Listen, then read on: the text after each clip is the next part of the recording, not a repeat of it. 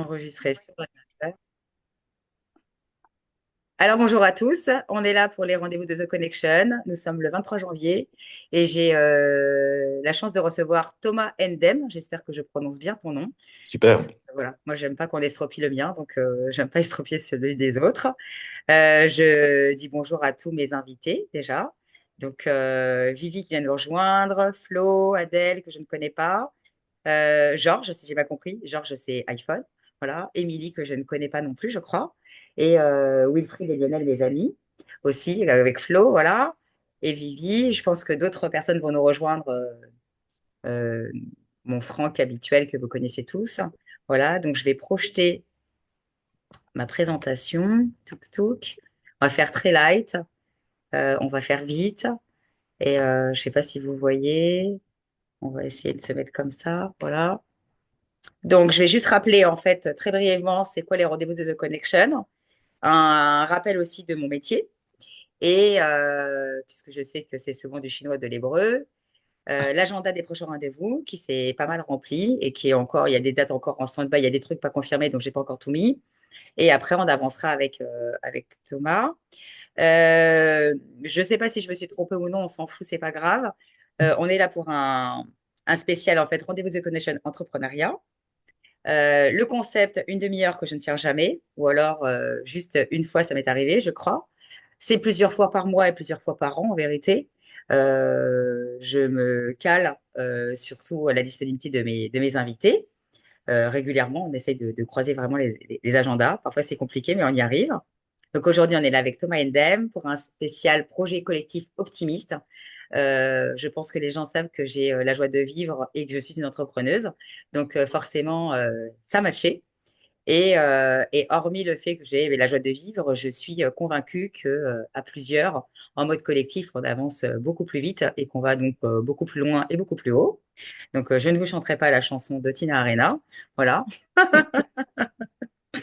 Euh, Voilà, alors j'ai été trop vite. Les thématiques, en fait, ne sont pas du tout fermées. J'ai lancé ce concept il y a 3 ans, un an après m'être lancé. C'est un événement. Donc, un événement, ça sert à quoi? À se faire connaître. C'est pour ça que je recommande toujours aux entrepreneurs et aux marques de se faire connaître, d'avoir un ou plusieurs events, soit de choses calendaires prévues très connues, si on veut se greffer à Noël ou je ne sais pas d'autres actualités, ou alors avoir un événement à soi. Je ne sais pas, Thomas nous dira tout à l'heure s'il a des événements à lui. En tous les cas, ça peut être intéressant d'avoir des rendez-vous récurrents, qui soient hebdo, mensuels ou trimestriels ou annuels, j'en sais rien. À vous de voir en fait le rythme. Je le répète régulièrement. J'ai d'ailleurs même fait euh, un, un épisode spécial sur ce sujet en fait dans le social selling en fait forum de Loïc Simon. Je crois qu'on peut retrouver peut-être la vidéo sur YouTube ou alors je vous la retrouverai. Enfin voilà, pour ceux que ça intéresse. C'est pas du tout fermé en fait. Donc comme je vous disais, les thématiques. À la base, c'était vraiment ouvert au marketing. Et puis après, je me suis quelqu'un qui me laisse porter maintenant parce que je n'ai plus peur de rien. Donc que ça soit de l'entrepreneuriat, du leadership, des gens qui veulent faire la promotion d'un bouquin. Voilà, vous êtes les bienvenus d'un bouquin, ou si vous voulez venir promouvoir aussi votre webinaire ou votre podcast, peu importe, voilà, qui vous êtes, une marque, que vous vendiez des stylos ou autre chose, voilà, je ne sais pas. Peu importe, vous êtes les bienvenus. À partir du moment où on a les mêmes valeurs, moi, j'ai absolument pas de problème à ce que vous veniez. Voilà pour le concept en fait du rendez-vous des Ex-Connection. Les rendez-vous de connection, c'est aussi maintenant en plus un networking et aussi en digital et en présentiel. Donc, c'est tout neuf. Ça a un an, les networking en digital et en présentiel, c'est récent depuis novembre, puisque avec la guerre, j'avais un peu tout gelé, même le digital à l'époque. Et maintenant, ben voilà, on se laisse porter malgré les roquettes qui sont censées s'arrêter, mais on n'est pas sûr. Voilà, parce que pour ceux qui ne savent pas, je vis en Israël. Et mon métier, en fait, c'est très simple. Donc, je suis une marketeuse et aussi une commerciale. J'ai la double casquette. Mon métier est de connecter en fait les marques à leurs cibles sur les différents points de contact. Donc, je suis là pour activer les canaux de communication. C'est important en fait de savoir qu'il y en a plusieurs. C'est important de ne pas se priver d'avoir plusieurs cibles. C'est ce que je raconte dans la vidéo que j'ai faite ce matin, enfin, qui a été publiée ce matin. Et Voilà. Et pourquoi l'omnicanal? Puisque c'est important en fait de mettre le client au cœur de la relation et qu'il y ait bien toutes les choses interconnectées. Du coup, si vous passez une commande, je ne sais pas, un jour sur Internet et que vous voulez aller rendre le produit parce qu'il est léger en magasin, que vous puissiez le faire, ou inversement, si vous allez faire des courses en magasin et qu'on vous livre, eh bien, c'est bien aussi que si vous voulez le rendre au livreur de la commande online, que vous puissiez le faire et pas qu'on vous dise non, non, c'est pas le même canal, démerdez-vous. Voilà, je l'ai vécu, hein, donc je sais de quoi je parle. Et voilà, c'est le même principe en fait des bons de réduction qui sont pas intégrés dans la carte de fidélité. Voilà, on pourra en parler pendant des heures. Donc, ça sert à ça, l'omnicanal. Il y a donc de nombreux canaux de communication. Il n'y a pas que le média, il n'y a pas que le digital, il y a aussi le hors média. Je suis désolée de vous le rappeler et de marteler parce que la boîte aux lettres, alors c'est vrai que c'est un peu compliqué en France, mais on peut encore faire des choses en boîte aux lettres. La boîte aux lettres, le street marketing, des endroits en fait où votre cible est à même d'être à l'écoute surtout. Donc ça veut dire dans des moments un peu cool, plage, marché, sport d'hiver. C'est des endroits où en fait elle est plus susceptible de, de, de vouloir accepter que vous lui parliez en fait de votre produit ou de le déguster par exemple. Voilà. Et donc après, quand on a gagné un peu en notoriété, je dis bien gagner un peu, parce qu'après, on peut tous aller en télé, hein. Si on a les moyens, on peut tous aller en presse. Maintenant, reste à savoir ce que ça va vous rapporter. Si on vous connaît pas, est-ce que ça va faire le job? Je suis pas certaine. Je pense qu'il faut d'abord en fait se faire connaître et ensuite, doucement, doucement, aller ailleurs. Aujourd'hui, vous avez la chance de pouvoir faire des RP, de l'influence selon les budgets et pas dans des gros forcément. Il y a des collaborations, voilà. On peut faire des choses de façon mutualisée. Thomas va nous en parler, parce que je pense que c'est aussi le sujet. Voilà. Voilà, je ne vais pas vous faire tous les canaux de communication, mais il y en a plein. Voici un échantillon, en fait, des marques pour lesquelles j'ai travaillé. Il en manque. En lingerie, il manque Playtex, par exemple. Je ne suis pas nichée. Donc, voilà, je fais un clin d'œil pas sympathique à tous les jeunes qui pensent que c'est important d'être niché. Non, on peut être niché de façon stratégique, entre guillemets, pour rentrer, pour dire, voilà, je travaille avec les entrepreneurs, mais après, on n'est pas fermé pour travailler avec d'autres cibles, puisque si on sait vendre des assurances, des boissons, de la lingerie, des chaussures ou des porte-clés, je ne vois pas pourquoi on s'en priverait, puisque ça reste un gagne-pain et des problématiques surtout très intéressantes. Donc voilà. Et, euh, et bien évidemment, pour faire un lien avec le sujet de la vidéo que j'ai postée aujourd'hui, bien évidemment, avant d'aller se jeter sur plein de canaux de communication, il est bien important en fait de vérifier que vous ayez des bases solides, que les fondations sont bien là, donc d'avoir des choses bien alignées avec vos valeurs, votre nom, votre identité visuelle, votre cible, votre positionnement, éventuellement une segmentation. Donc, on est bien d'accord qu'il faut d'abord checker tout ça, vérifier tout ça, et ensuite on attaque la promotion de la marque, donc pour la faire briller. Voilà. L'agenda, je recevrai le 6 février prochain, donc Maria Aumont, que vous connaissez peut-être. Elle est coach de vie. Donc on va parler en fait de la famille dysfonctionnelle, puisque c'est important. De zoomer sur ce genre de choses parce que derrière, en fait, qu'on soit entrepreneur, salarié, peu importe, on peut avoir des séquelles ou des choses, en fait, ou des blocages, des croyances limitantes, je ne sais pas. Donc, c'est bien aussi de s'épanouir un jour, de se libérer de pas mal Non, de chaînes. Voilà. Je je vais faire vais un petit masque tout à l'heure. couper le son. Voilà.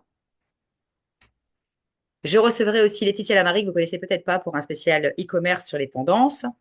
Brigitte Tubiana, qui est mon amie, reviendra pour nous parler des bijoux de peau de M Paris. Je ne sais pas si vous voyez, peut-être que je vais peut-être mettre la caméra comme ça. Ce que vous voyez là, qui est une jolie libellule bleue et argentée, c'est un bijou de peau. En fait, c'est un sticker de façon vulgarisée, hein, mais c'est un sticker de luxe, puisque c'est un bijou de peau de luxe. Ce sont des choses qui sont faites de façon artisanale, à la main, en France, dans les Hauts-de-France, si je ne me trompe pas. Donc voilà, je vous mettrai tout à l'heure peut-être le lien si vous avez envie en fait de la marque. Et je recevrai aussi, je ne sais pas quand, Sabrina Faubel pour du retail et luxe, et plein d'autres choses à venir. J'ai pas encore tout noté. Voilà. Donc, je cherche toujours des gens, vous êtes les bienvenus. Vous pouvez passer le mot à vos amis ou à vos ennemis, je ne sais pas, comme vous voulez, en tous les cas. Mais achat publicitaire, réseau par réseau, ça peut être pop-up store, event, création de contenu, du digital. Pas forcément, en fait, dans le marketing. Si vous avez, voilà, peu importe la promotion de quelque chose à faire, voilà, vous êtes les bienvenus. Et je vais laisser donc la parole d'ici quelques secondes à Thomas. Donc déjà, merci d'être là. Je te remercie encore. Et Merci de m'avoir invité. voilà, peut-être que tu vas. Moi, je vais sortir de là. Comme ça, on va être un peu plus plein pot. Et bah, peut-être que tu vas pouvoir nous parler en fait de ton expertise d'abord. Peut-être nous dire qui tu es, d'où tu viens. Parce que avant d'être dans les projets collectifs optimistes, tu as forcément fait d'autres choses. Parfois, on va dire, on a des trajets, des trajectoires, des chemins très différents. Pour ceux qui ne savent pas, moi, je ne suis pas du tout une marketeuse et une commerciale née. Je suis d'abord une littéraire polyglotte et la vie a fait que j'ai changé de trajectoire en route. Voilà. Donc parfois, moi, je trouve parfois des gens qui sont des scientifiques qui deviennent entrepreneurs. Euh, j'ai croisé une comptable qui est devenue traiteur, par exemple. Enfin voilà, je pourrais en parler pendant longtemps. Voilà, je te laisse la parole. Merci beaucoup. Bonjour à tous. Euh, Très simple, je viens à l'origine du monde des sciences politiques. Ça, c'est toutes mes études qui ont été faites principalement aux États-Unis et en Grande-Bretagne. Et puis ensuite, de retour en France, personne ne comprenait trop ce que j'avais étudié. Et je suis rentré dans le monde. Et pourquoi j'avais étudié à l'étranger? Mais c'était les années 2000. Et ensuite, donc, je suis rentré dans le monde du commercial et du marketing, que j'ai principalement fait dans des grands groupes qui avaient racheté des startups françaises, qui devaient rayonner un peu à l'international et qui cherchaient un mouton à cinq pattes pour être capable de faire évoluer les marques, les connecter à différents environnements. Mais j'avais toujours ces projets une vraie volonté de travailler sur le sens du monde, faire que les métiers que que l'on fait et une résonance positive. Qu'en plus, on soit fier quand on sort de la journée de travail de se dire, j'ai apporté ma petite pierre à un édifice qui est pas trop mal, et pas juste vendu un service ou un produit qui en plus peut avoir un impact négatif sur l'environnement. Et j'ai accompagné mon grand-père qui était en fin de vie et qui avait un Parkinson avancé, et ça a beaucoup changé de choses en moi puisque là, je suis rentré dans le monde de la santé et en tant qu'aidant. Et en même temps, en tant que patient, puisque j'ai eu des membres de ma famille assassinés quand j'étais petit, et en Afrique. Et donc, j'avais un besoin qu'à un moment, tout ça, bah, toutes ces différentes facettes de ma personnalité deviennent une chose dans mes activités.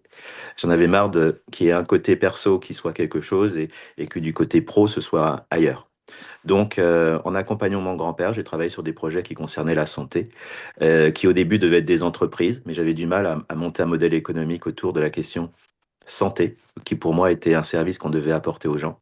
Donc, j'avais du mal à le réconcilier. Mais en même temps, après, au bout de 10 ans de travail, je me suis retrouvé dans une convention collective, dans une convention collective, excusez-moi, une convention citoyenne, celle de Nantes Métropole, qui travaillait sur la question c'est quoi ça ressemble à quoi la société après la crise Covid? D'accord. Et donc, on a rendu un rapport, mais ce rapport, du côté citoyen, on se disait, bon, est-ce qu'on n'est pas un peu dans la blague? C'est quoi la différence entre la dictature et la démocratie? La dictature, c'est ta gueule, et la démocratie, c'est cause toujours. C'est-à-dire qu'on rend des choses et on sait, comme le citoyen n'est plus, et les citoyennes ne sont plus au présent autour de la table avec les décideurs, pas d'un seul coup, on se demande à quoi ça a servi. Donc, j'ai animé un droit de suite de cette convention citoyenne en interviewant toutes les parties prenantes et différents membres de la communauté de la ville de la ville de Nantes. Et on s'est retrouvé avec trois demandes. C'est d'une part que l'information vienne à nous, nous les citoyennes et les citoyens, pour qu'on puisse comprendre ce qui se passe autour de nous. Deux, qu'il y ait toujours la place aux citoyens entre le moment où on parle de politique d'intérêt général, où on pense les programmes jusqu'à leur suivi, en passant par leur mise en place et le pilotage. Et puis la troisième chose, c'est que on soit plus dans une ambiance d'affrontement entre citoyennes et puis les gens qui sont les décideurs, mais qu'on ait un éclairage qui soit indépendant de D'accord. tout ce qui est fait donc par des universitaires, des spécialistes, etc. Et donc, Ensuite, nous sommes connectés avec les autres conventions citoyennes, dont celle pour le climat. Et puis c'est là où on fait la rencontre de Georges, qui est présent aussi. Et on s'est retrouvés à se dire ensemble, euh, il y a partout des gens qui font des trucs remarquables pour transformer la façon de vivre. Enfin, t'en es l'exemple, Delphine, toi, tu connectes plein de gens qui font des choses et qui essaient de les faire un peu différemment, en donnant du sens, en s'interconnectant. Exact. Euh, mais par contre, il y a un problème, c'est que on le fait dans notre coin, on le fait avec des fois notre demande, parce qu'on veut travailler sur un point particulier qui nous est cher, et on n'arrive pas à atteindre une masse critique. Donc, Civipédia est né là, en se disant, OK, nous, citoyennes et citoyens, on va travailler juste sur l'interconnexion entre les gens. On va pas dire aux gens ce qu'il faut faire, on va juste leur dire que les transitions sociétales et écologiques, elles ne sont réalisables que si elles se font ensemble, dans un cadre de démocratie, donc en écoutant l'autre et en sachant vraiment l'entendre, et de justice sociale, pour pas que ça profite qu'à certains. D'accord. Et c'est comme ça que Civipédia est né, et on a commencé par connecter bah, déjà tous nos groupes à chacun. Mathieu, qui était sur la Convention citoyenne pour le climat, qui allait accompagner la Convention citoyenne sur la fin de vie et d'autres conventions.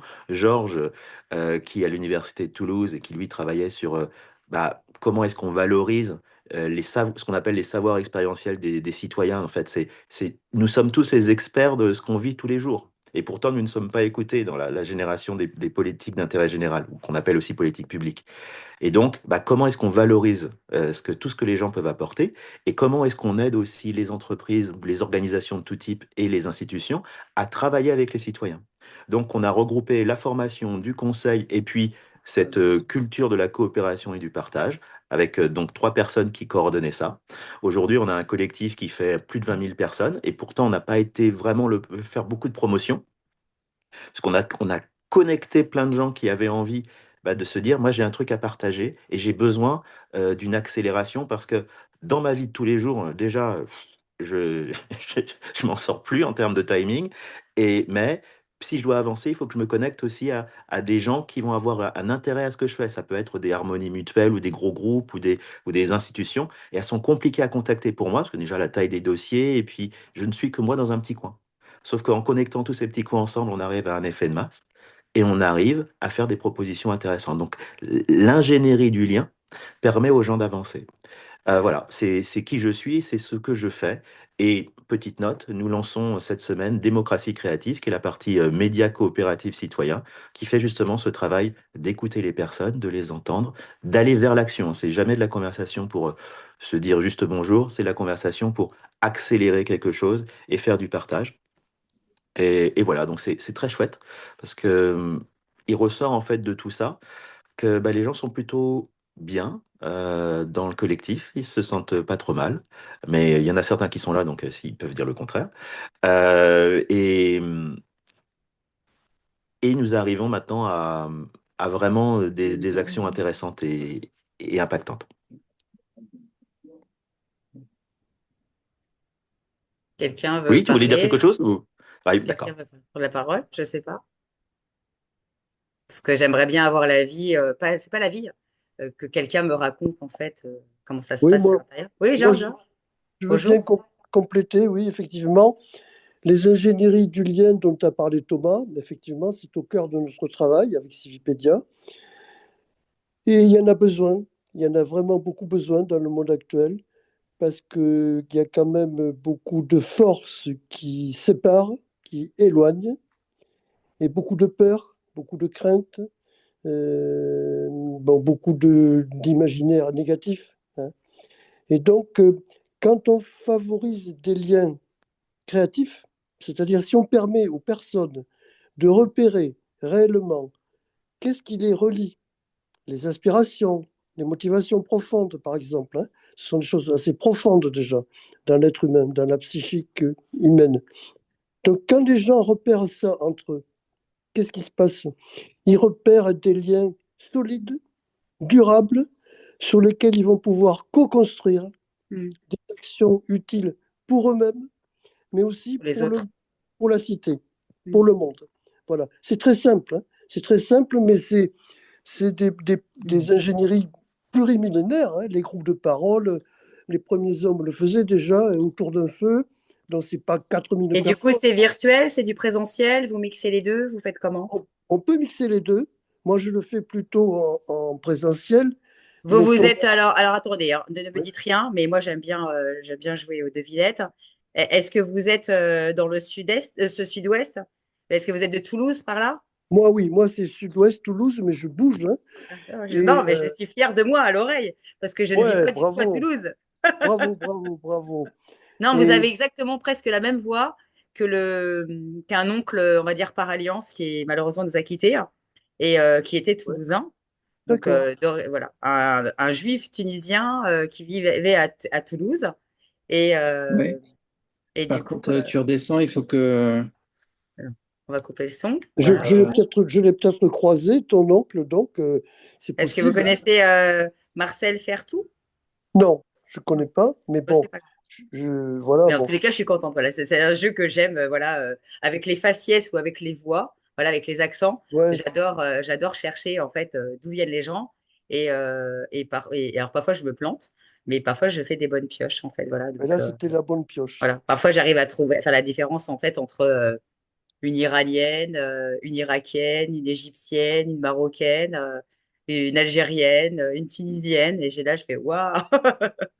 Mais du coup, il n'y a rien à gagner, hein, c'est juste des trucs qui me font rigoler. D'accord. Donc, en fait, il y a du présentiel dans la région. Ça veut dire que, est-ce que vous êtes connecté avec des gens de la LCAB? Je laisse Là, Thomas répondre. alors, je ne sais pas. Qu'est-ce que c'est C'est d'abord? la Connection Business, en fait, qui est donc, qui appartient en fait à Stéphane Pusset, qui lui est dans le Sud-Ouest et qui commence à grandir. C'est un club business. Et du coup, bah, il y a peut-être aussi des gens, enfin moi je connais plein de gens dans votre région, c'est des cas. Moi je vais régulièrement networker avec eux. D'abord parce que j'aime l'accent du Sud, voilà. Moi, même en pleine guerre, je peux vous dire que ça me mettait vraiment du baume au cœur. Et puis voilà, je network en worldwide. Mes amis le savent. Donc, d'ailleurs, Stéphane n'est pas là aujourd'hui, je ne sais pas pourquoi. Hein, Wilfried, il est où Stéphane?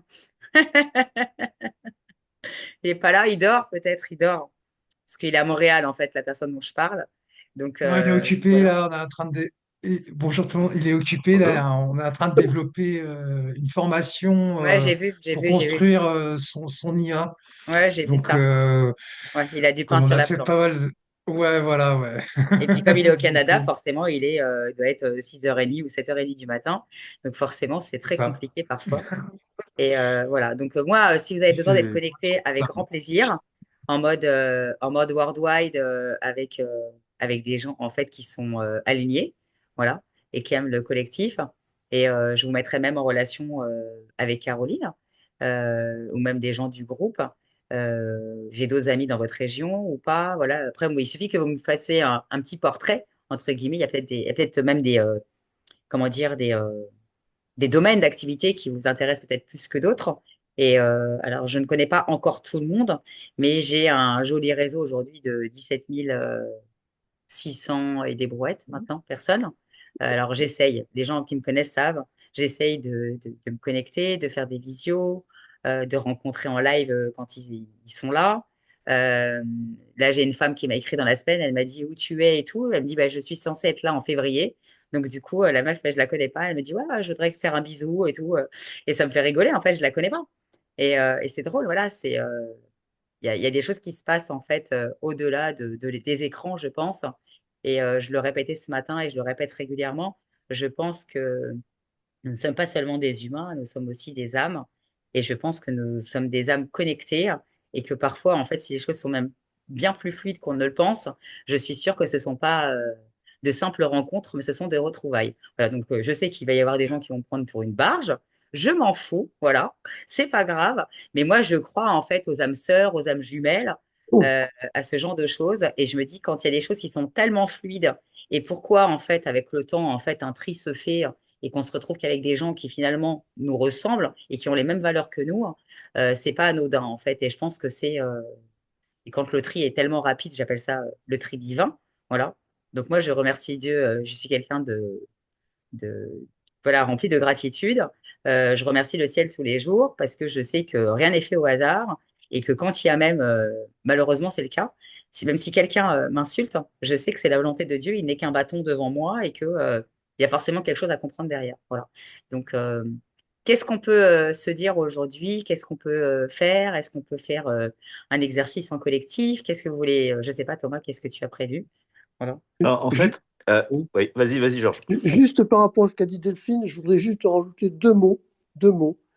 Ce que tu as dit, Delphine, il y a quelqu'un qui a écrit là-dessus. Il appelle ça des groupes d'âmes. Des groupes d'âmes. Voilà. Ok. Bon, je vais aller chercher. Je me dis que je suis peut-être pas si perchée en fait. Mais en même temps, j'avais une maman perchée. J'avais une maman qui était perchée. Donc, j'ai plein de bouquins que j'ai pas encore lus ici, mais je vais aller chercher. Ma maman a été dans les énergies, était maître aussi de Reiki, alors qu'elle était de formation coiffeuse. Voilà. Et elle a vendu de la lingerie. Elle a fait des études d'herboristerie. Enfin, voilà, elle a fait tellement de choses. Donc, elle était comme moi, je pense, en fait, très curieuse. Et je pense que la curiosité et l'amour des humains fait que ça nous amène, je ne sais pas où, en tous les cas, ça nous amène quelque part. Et moi, je ne sais même pas comment s'est connecté avec Thomas, en fait. Et c'est vrai que parfois, c'est des posts, des trucs, on ne sait pas, on a liké quelque part quelque chose. Et du coup, les gens, en fait, moi, je peux aimer, en fait, leur façon de commenter chez quelqu'un. Et c'est vrai qu'après, j'ai du mal, j'arrive pas toujours à me rappeler, en fait, le démarrage, on va dire, de la pelote de laine, parce que c'est compliqué. Mais par contre, j'essaye de me rappeler des gens comme ils sont. Et voilà. Donc, ok, je vais regarder groupe d'âmes. Ok. Non, mais ce qu'on voulait dire aussi, c'est assez rare de voir des gens qui travaillent sur des questions qui sont liées aux sciences sociales, aller sur des canaux où on va parler commerce et marketing. Et en venant, on voulait aussi rappeler le fait qu'il est important que tous nous parlions pour interconnecter nos actions. Que on meurt souvent dans ces activités de ne parler qu'à des gens qui sont comme soi et qui vont agir que sur un pan de la société. Alors que l'activité de vendre un produit ou d'en faire le marketing euh, est aussi un acte de choix pour une personne qui va influencer comment la société fonctionne. Et donc, il faut qu'on se parle.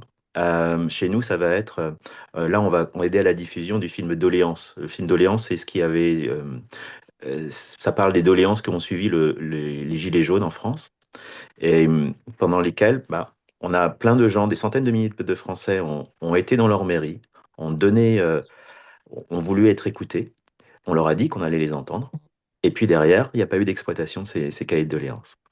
Donc, ce film parle d'un maire qui s'appelle Fabrice d'Allongeville, qui essaie justement qu'on exploite ces cahiers de doléances. Et puis, on voit pendant 1 heure, on entend des paroles de Français qui sont très touchantes. Et derrière ça, en fait, en allant montrer ce film dans différentes villes, eh bien, nous redéclenchons une parole et on connecte ça à des activités qui existent, mais en même temps, en ayant des personnes qui sont du monde de la vente qui vont être là et vont se dire, ah, mais finalement, ça a du sens par rapport à ce qu'on essaie de faire, nous aussi, dans la société, dans notre société. Vous avez des responsables RSE dans tous les grands groupes et dans plein de boîtes, ou des entreprises à mission qui essaient de dire, ouais, je vends un truc, mais je vends un truc, j'essaie de le faire pour que ce soit pas destructeur de la planète, pour que ça apporte quelque chose. Donc ça veut dire qu'il faut réussir, et c'est pas forcément parfait, et ça n'a pas besoin de l'être au départ. Avec Ça une règle, n'existe c'est, pas, de toute façon. La oui, perfection n'existe pas, si je peux me permettre. oui, De oui, toute tout à façon, il fait. faut passer à l'action. Peu Euh, importe, on fait de. Je pense que le mieux, c'est de faire de son mieux. Et on y va, il y a là. Voilà. Et après, moi, si tu as besoin d'être connecté, en fait, moi, je travaille pas encore pour des grosses sociétés. Enfin, plus en tous les cas. Maintenant, moi, j'ai des amis qui sont quand même très implémentés, en fait, dans des petits, moyens, gros groupes. Voilà, PME, TPE, tout ce qu'on veut, même en mode worldwide si vous avez besoin. Euh, Même ici, voilà. Après, s'il y a des choses à faire, j'en sais rien. Moi, voilà, je connais, voilà, j'ai pas de problème, moi. Connecter, c'est pas un problème. Voilà. J'ai même des gens dans le monde de l'audiovisuel, ça peut vous aider aussi, parce que ça peut faire avancer aussi le schmilblick. S'il y a besoin, en fait, je sais pas, de regrouper des gens, en fait, du milieu du cinéma, de faire des projections privées, ce genre de choses, avec faire avancer les choses. Je sais pas, bon, en fait, tout peut se faire à l'infini, hein. Aller faire des roadshows, aller de ville en ville, faire des choses. Je pense que après, c'est c'est un train qui part et on monte dedans et on fait remonter les gens au fur et à mesure. Et puis voilà, quoi. Donc, c'est un moyen voilà, comme vous voulez. Voilà, moi, j'ai pas de problème. Je vous mets en relation, je connecte, il n'y a pas de problème. On peut organiser des meetings ensemble si vous avez envie. Je peux chapeauter ou pas. Euh, voilà, Ah, comme vous. Lionel vient de dire la perfection réside dans l'imperfection, tout à fait d'accord avec lui. Ce que l'on fait, c'est qu'on va lancer à partir du mois de février une newsletter par mois qui Très va bien. parler de nos activités. Donc, à la suite d'aujourd'hui, ben, on pourra partager le lien pour que les gens puissent s'inscrire gratuitement à cette newsletter. Dedans, on fera le lien sur toutes nos actions. Donc, si quelqu'un y voit un lien, aucun problème. J'ai entendu quelqu'un parler d'IA aussi. Alors, Oui, une des et questions qui se pose, Wilfried. voilà, c'est pour nous, en fait, nous faisons des actions qui sont très manuelles, où on connecte des gens, on crée des bases de données, mais on utilise Notion ou Airtable ou des Google Sheets. Mais il va être question de se dire, on a aussi un laboratoire dans lequel on regarde tout ce que l'on fait qui marche bien, et après, il faut l'automatiser pour le passer à une autre échelle. Et là, ça va demander de penser notre architecture numérique et de financer une plateforme qui fasse le travail, enfin tout ce qui fonctionne chez Civipedia et qu'il mette à disposition d'un plus grand nombre, qui pourra donc avoir accès à des informations sur comment d'autres font pour résoudre un problème auquel ils sont confrontés. Et donc c'est une gigantesque base de données à construire, et puis une possibilité de se parler les uns aux autres et de faire travailler des algorithmes pour soi. Donc c'est une IA qui travaille dans l'intérêt commun, où on a l'algorithmie réglable par l'utilisateur.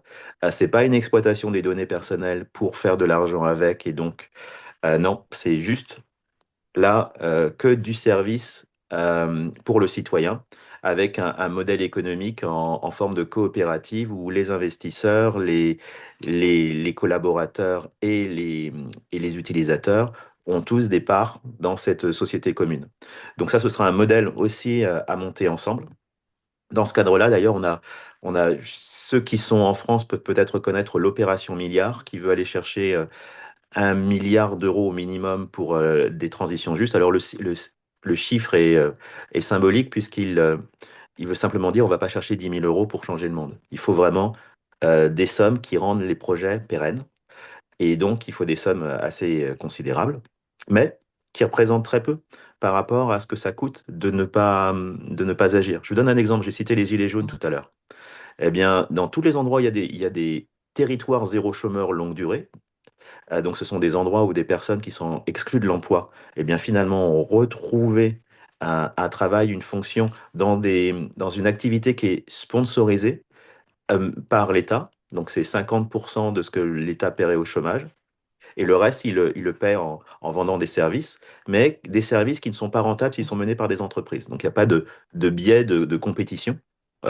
C'est pas une mauvaise compétition par rapport à des gens qui font un boulot et puis d'un seul coup, ils se retrouveraient avec un concurrent qui vendrait 10 fois moins cher. Donc, finalement, on ne pourrait pas s'en sortir. Non, c'est des choses qui ne sont pas faites. C'est toutes ces choses dans la société qui permettent de valoriser des personnes et qui apportent des vrais services. Donc, c'est des services à la personne, c'est des réparations, enfin plein de choses. Et dans ces territoires zéro chômeur longue durée, il n'y a pas eu de gilets jaunes. Donc quand on voit les milliards d'euros qui ont été dépensés par l'État pour régler la crise des gilets jaunes, on se dit, enfin notre discours auprès d'acteurs institutionnels, c'est de dire, en dépensant une fraction de ça, vous n'auriez, vous n'avez pas de gilets jaunes et en même temps vous apportez du bien-être à la population. Donc les Mm. gens vont mieux, les gens sont valorisés, les gens vont bien et ils ont surtout un endroit où ils peuvent s'exprimer. Ils sont pas à un endroit où il faut se mettre en colère et aller occuper un carrefour, qui n'est pas l'endroit le plus sympa de la Terre, pour, pour dire quelque chose. Donc en fait, il y a tout un capital humain qui n'est pas exploité à cause de nos modèles économiques et nos modèles de société, que l'on pourrait exploiter pour le bien-être de tous. Et donc, ça veut dire qu'il faut sortir de soi-même pour repenser les choses. Et c'est pas quelque chose qui peut exister juste parce que Thomas a dit ou Georges a dit ou quelqu'un d'autre dans l'organisation. Je vois qu'il y a Adèle et Émilie aussi qui sont connectés, qui font que nous avons dit quelque chose. Non, c'est en se mélangeant les uns les autres et au niveau du territoire de vie. Donc là où on est, quand on ouvre la fenêtre, on se dit, ah, il y a ça qu'il faudrait faire. Et pour le faire, bah, il faut rencontrer l'autre et travailler avec lui. Donc Civipédia est simplement là-dedans, mais à un moment, nos petits bras vont pas être suffisants. Donc les gens qui ont parlé d'IA et autres, bah, c'est un problème qu'ils connaissent bien parce que il faut mettre de la technologie, cet outil superbe, il faut le mettre au service de de l'humain. ses intentions de travailler pour le bien commun. Alors moi, je suis en train de penser à quelque chose qui est très simple. En fait, j'ai dans mon réseau quelqu'un qui est connu sur la plateforme, qui s'appelle Jean-Luc Udry, qui est conférencier dans l'optimisme opérationnel. Donc c'est vrai que lui, son métier, en fait, c'est peut-être de transmettre son savoir-faire, puisqu'il a eu la chance, en fait, grâce à son mindset, de reprendre, en fait, l'entreprise familiale qui était vouée à vivre juste quelques mois selon les pseudos experts, hein, voilà, et qui a duré, en fait, très, très longtemps. Et du coup, je reste persuadée que via son mindset, il a forcément en fait des gens qui rayonnent autour de lui, forcément dans le même mindset, ce qui est logique, parce qu'en même temps, on est censé avoir des semblables. Et peut-être qu'en te rapprochant, Ouais, avec plaisir. vous allez toucher des entreprises peut-être aussi en lien, des entrepreneurs, des gens un peu partout éparpillés.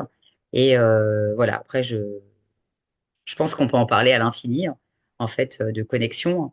Mais voilà, déjà, si, est-ce que derrière, il y a aussi le côté écolo, RSE, vraiment où vous voulez aller? Derrière, il y a des choses à faire peut-être. Et s'il faut que je creuse, moi aussi, j'ai rencontré des gens dans ce monde-là. Euh, il y a une nana qui est venue, bah, justement, malheureusement, on n'était que toutes les deux. Elle, par exemple, elle est dans le monde en fait de l'upcycling. Voilà, c'est quelque chose qui est hyper important. C'est important aujourd'hui de se dire, ben, on va arrêter de gâcher des choses. On peut récupérer des invendus de quelque chose ou des choses qui dorment dans des placards. Moi, je l'ai vécu, hein, je l'ai vécu pas perso, mais je l'ai vécu pro. J'ai travaillé sur les gens qui ne savent pas, en fait, pendant plus de 10 ans, en fait, pour les magasins 8 à 8, pour leur boutique de fidélité. Donc, je fabriquais les objets et je gérais les stocks, en fait, dans les entrepôts. Maintenant, à un moment donné, en fait, je me retrouvais avec des nanars qu'on était obligé de sortir de la boutique de fidélité. Il fallait bien trouver une solution. Et la chose la plus rentable qui puisse exister, en fait, c'est pas forcément de brûler ou de déstocker auprès de déstockeurs. En fait, on faisait des dons. Et en fait, derrière, fiscalement, bah, vous avez des CERFA.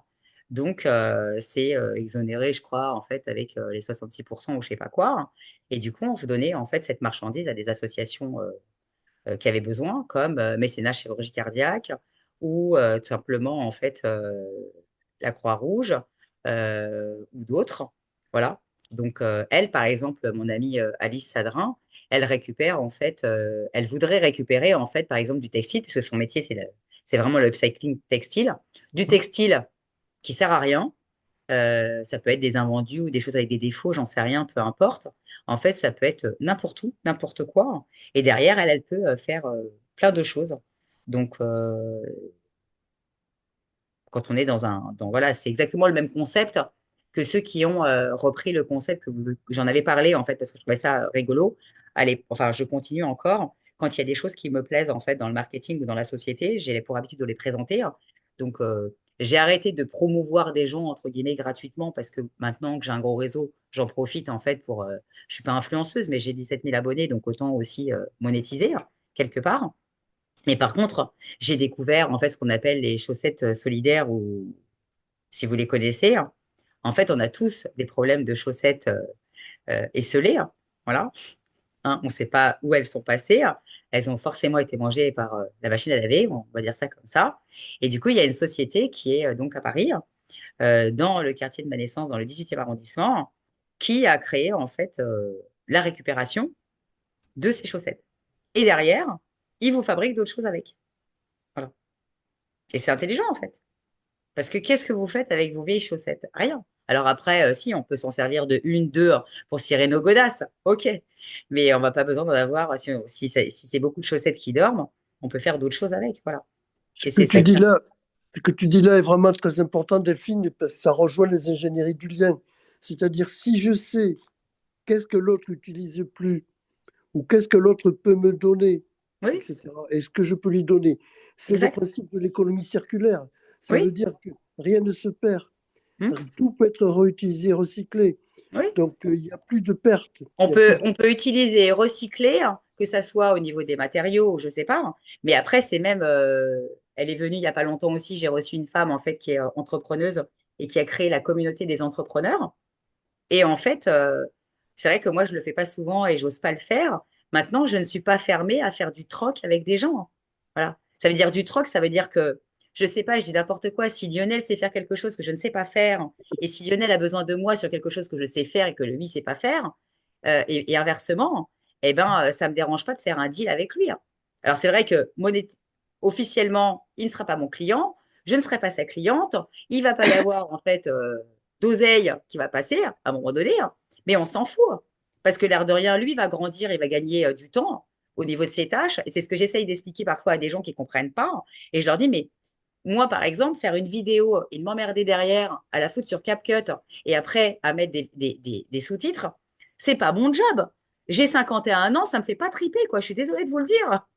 Voilà. Après, il y a des gamins, il y a des gens qui ont 50 ans, ils vont kiffer. Il y en a qui ne kiffent pas.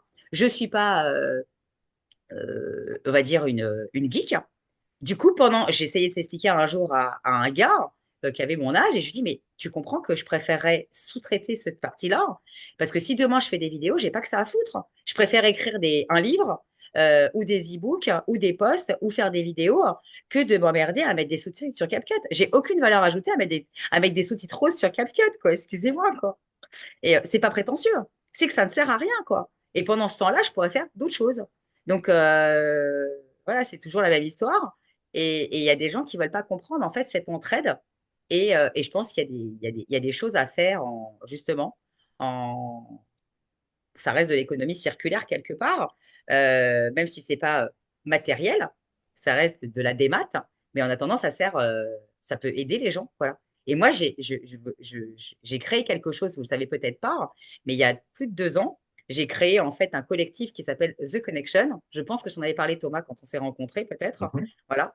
Et en fait, ce truc-là, c'est demain, j'ai une problématique client qui me dit que Georges ou Thomas ou Émilie ou Lionel qui sont là, Franck, Vivi, Flo ou Wilfried, vous n'êtes pas à même de pouvoir m'aider sur la problématique. On ne sait pas. Alors après, j'ai créé ce truc-là en me disant, le but c'est de le monétiser, de brainstormer à plusieurs, parce que je l'ai vécu à l'époque quand j'étais en agence. En fait, le gars de la comptabilité, il n'est pas plus bête en fait que le directeur de la création ou que le PDG ou la PDG, par exemple. On est bien d'accord? Ou même quelqu'un qui pourrait être la personne, je sais pas, moi, qui s'occupe du ménage. J'ai pas d'a priori, moi. J'ai pas été élevée comme ça, donc je n'ai pas. C'est pas parce qu'on est balayeur qu'on est bête. On est balayeur parce que il se trouve qu'on fait ce métier et peut-être qu'on kiffe. Il y a des gens qui kiffent en fait faire du ménage. Moi, non. Mais voilà. Mais du coup, le brainstorming, je pense qu'avec des gens en fait de tous les horizons, reste en fait une force parce que on le redit, voilà, le collectif, c'est pour moi une multiplication de talents et que peut-être que Thomas derrière ta casquette de, je sais pas, tout ce que tu fais, eh ben peut-être que tu es bon en tricot. Je dis n'importe quoi, tu vois. Et Flo, c'est pareil. Peut-être qu'il est bon en macramé et qu'il me l'a jamais dit, hein, ou je ne sais pas quoi d'autre, ou peut-être qu'il sait faire des gâteaux, ou bref, on a forcément plein de compétences cachées et on ne le sait pas. Et puis après, il y a aussi tous ceux qui sortent de leur zone de confort, comme avec le temps, c'est ce qui se passe. Voilà, moi, je ne suis pas du tout cuisinière et je vais à des ateliers parfois pour cuisiner, pour m'amuser, pour apprendre des choses. Et j'ai découvert en fait que je ne suis pas plus nulle que quelqu'un d'autre. Il y a juste qu'il faut que je me donne les moyens, que je dépasse cette patience que je n'ai pas, parce que pourtant les gens pensent que j'ai de la patience. Mais voilà, et je pense que le collectif reste une force en mode worldwide et qu'il suffit de passer ce cap, d'arrêter de se dire, bah voilà, je veux monétiser, monétiser. Il y en a des choses qui ne se monétisent pas, voilà, peut-être aussi, hein, et qu'il faut dépasser ce cap. Et après, c'est des mentalités, hein. Je l'ai vu, hein. J'ai une femme, en fait, je me rappelle, voilà, moi qui ai une grande mémoire, elle m'a pas marqué, j'ai même pas retenu son nom. Elle m'a demandé, en fait, qu'est-ce que ça m'apportait, en fait, de faire autant de rendez-vous découvertes. Bah voilà, ça me rapporte en fait des Mais choses. en plus de ça, il y a il y a sous-tendu la valorisation de ce que chacun peut apporter. Le Oui, fait que un être humain ne doit pas ne doit plus subir son environnement, il doit pouvoir se sentir en mesure de participer à ce qui se passe autour de lui. Et donc, c'est dans Civipédia, ce que nous essayons de faire, c'est à chaque fois d'avoir une porte ouverte pour que des gens puissent venir apporter ce qu'ils sont à un édifice qui travaille pour le bien commun. Mais du monde de l'entreprise ou quelqu'un qui va avoir un produit ou une solution, comme nous construisons une communauté qui nous fait confiance et qui se dit, OK, là, il y a une vraie volonté de travailler les uns avec les autres et pas de s'exploiter les uns les autres, eh bien, ça permet à une personne qui va avoir une solution intéressante de tout de suite s'interconnecter avec des personnes, de développer un potentiel marché et des potentiels partenariats facilement dans cette euh, grande communauté là qui est aujourd'hui que dans le monde francophone, c'est déjà beaucoup et compliqué à faire, mais euh, où on se dit ok, je dérisque un petit peu ma proposition puisque je vais pré-vendre ou pré-avoir des gens qui sont intéressés par ce que je vais faire. Et ça permet aussi d'une part de tester son concept, de se voir améliorer par rapport à des propositions qui vont arriver, des conversations ouvertes, et puis de se retrouver renforcé quand on a à vendre, bah, on dérisque parce qu'on a déjà des clients et on a un meilleur dossier à apporter à sa banque, par exemple. Donc des choses aussi très très concrètes et pas juste gentiment idéalistes comme je peux donner des fois l'impression de l'être. Mais ce que nous faisons, c'est qu'on part sur, OK, il faut valoriser l'humain, il faut travailler ensemble. Bon, maintenant, une fois que c'est dit, il faut tomber sur des choses très concrètes qui vont avancer dans des communautés. Et il faut être capable de mesurer le changement. Donc ça, c'est aussi une grosse partie de notre travail. Donc si vous avez des pierres à l'édifice à apporter à ça, des façons de faire et autres, vous êtes toujours les bienvenus pour nous parler et nous Ce rencontrer qui est rigolo, d'une c'est que manière ou j'avais d'une passé autre. le lien du tour et c'est en lisant en fait les échanges comme ça. En fait, il y a un truc enfin, dont j'ai pas parlé, c'est que je vis dans un pays en fait qui a eu l'habitude en fait du domaine communautaire avec les kibbutzim en fait et ça existe encore, bon moins qu'avant. Et en fait, les gens vivent ensemble en communauté. En fait, chacun donne un coup de main en fait pour aller cueillir, etc. Et ils partagent beaucoup de choses. Et ça veut dire que si ça existe encore, c'est possible. Je ne sais pas si les Mormons vivent de la même façon. Je sais qu'ils sont en communauté, mais je ne sais pas si c'est exactement pareil. Mais Et tu as en dans des tiers-lieux, tu as plein de tiers-lieux qui existent un peu partout et dans lesquels les gens se réunissent, travaillent ensemble. Alors les tiers-lieux sont différents les uns des autres, ils n'ont pas forcément les mêmes organisations, mais tu as cette idée de partager et de travailler au bien commun et d'avoir du sens dans ce qu'on fait. et ça existe Et en mode urbain, en fait, pour info. J'ai découvert à Tel ouais, Aviv, en fait, ils appellent ça je sais pas si c'est un kibbutz urbain. J'ai atterri là-bas un jour par le biais de ma cousine, puisqu'elle était partie faire une soirée là-bas en collaboration justement avec une personne qui, elle, résidait à l'intérieur. Donc à l'époque, c'est pour ça qu'on avait pu, en fait, euh, on va dire, profiter. Et du coup, c'est un immeuble en commun avec des choses en commun à l'intérieur. Donc chacun est chez soi, mais par contre, vous avez des salles en fait à disposition, cuisine, ce genre de choses. Donc, je reste persuadée voilà, qu'il y a des choses à faire. Après, on peut se ouais. connecter régulièrement, faire des réunions, ce que vous voulez. Moi, voilà, je veux bien vous aider. Voilà. Mais en fait, Georges n'en parle pas, mais il a écrit un très bon livre qui s'appelle Le pouvoir d'agir des citoyens, dans lequel il fait la somme de beaucoup de travaux qui ont été menés à travers le monde pour que des humains travaillent ensemble et qu'on valorise la capacité à créer et à agir des personnes. Donc en fait, chez Civipédia, on réinvente rien, on connecte tous ces savoir-faire et ces savoir-être de façon un peu moderne, parce que derrière, on a aussi des visions technologiques pour accélérer les choses, et en me disant un truc qui est vraiment, nous sommes non partisans, mais pas neutres, dans le sens où une des raisons pour lesquelles les gens qui font du lien, enfin d'autres ingénieries du lien qui ont pu être inventées, parce qu'on n'a jamais une idée tout seul, euh, pour nous, elles ont un défaut, c'est qu'elles disent ce qu'il faut faire. Alors que chez nous, non. Nous aidons juste les gens à faire des choses ensemble, dans un cadre démocratique, de justice sociale et qui respecte l'environnement, c'est là où nous ne sommes pas neutres. Mais le reste, non, on ne dit pas aux gens, il faut faire ça de telle façon. Non, on Tu laisses forcer les faites, choses? faites. Nous, on est là pour vous aider à faire ensemble et à faire que ça arrive et que vous soyez capable de mesurer votre impact. Donc, quand vous commencez à mettre une démarche, mesurons-la, apprenons de ce qui n'a pas marché, apprenons de ce qui a marché et mettons-le dans un panier commun qui va aider d'autres ailleurs et Oui. qui va permettre aussi de vous influencer parce que ce qui aura marché, vous allez quand même avoir des questions qui vont rester après. Eh bien, vous allez trouver des solutions parce que Civipédia va vous connecter à quelqu'un qui est au Québec, qui est au Bénin, qui est en Côte d'Ivoire, va avoir réussi à répondre aux trucs qui vous embêtent. Georges, tu voulais parler. Oui, non, non, juste une précision. Euh, Comme disait Delphine également, dans chaque être humain, il y a un potentiel infini. Voilà. C'est une vision spirituelle moderne, hein. Le potentiel infini qui est dans l'être humain, dans chaque être humain.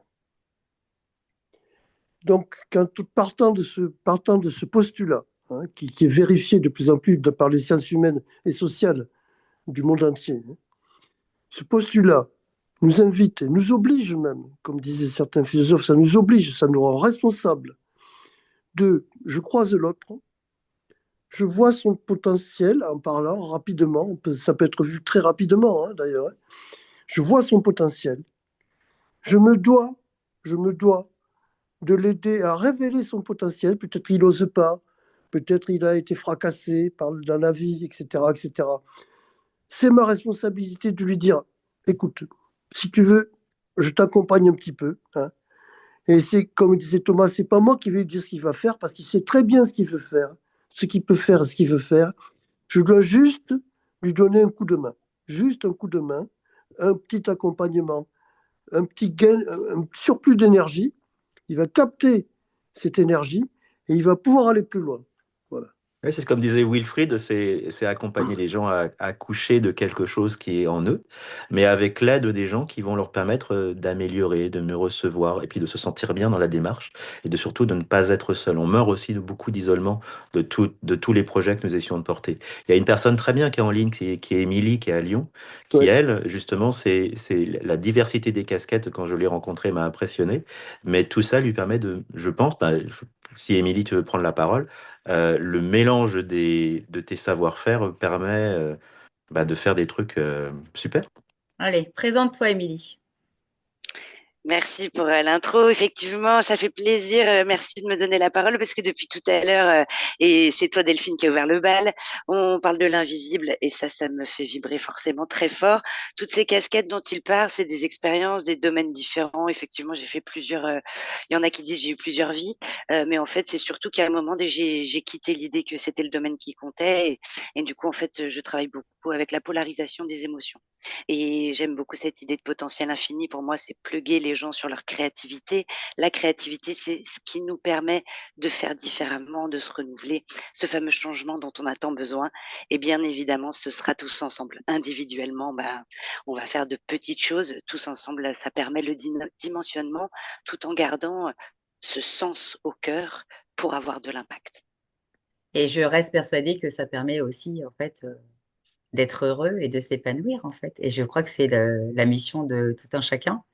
Et je le redis et encore une fois, faire des choses qui nous plaisent, c'est bien, mais au bon endroit, c'est mieux. Voilà.